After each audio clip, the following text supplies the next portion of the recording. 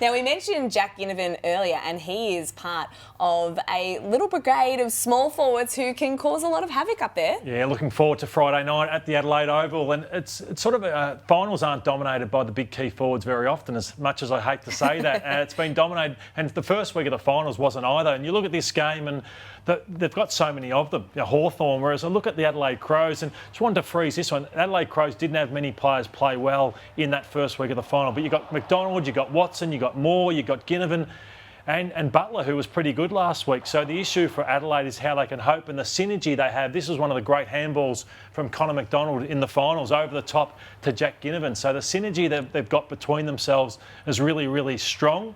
And I thought that Josh Neal-Bullen was poor. I thought that obviously Ben Keys had one of his worst games of the season. Then you bring in Josh Rochelle, who's underdone. So that seems it's a real advantage for Hawthorn going into this game. How will Matthew Nicks use Josh Rochelle, Lloydie? Because he hasn't played since round 16. Clearly, he would have loved to get a game at a lower level before playing a cutthroat final. How's he going to use him? Well, there's nowhere really to hide, is there, in finals? So I think you've just got to back him in and just hope that he comes in and performs and he can hit the scoreboard. But I think it puts pressure on Keys. So Keys, with Rankin in the side, and Rochelle might get the number 3 defender.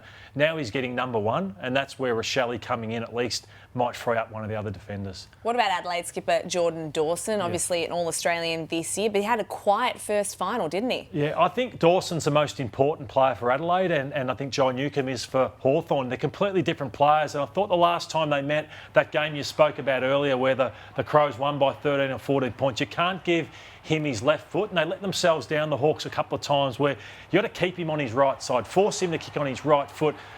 Left footers, Chad. We can't kick on our right foot. Dawson, Wingard and Lloyd, we could not use our right. It was only for balance, really. And then you've got here Dawson. Newcomb's on the wrong side, gives him his left foot. Critical time. Hawks got off to a great start, but they just allowed for Dawson to have big moments and got them in. Here's John Newcombe. He does it a different way, so it's just brute force.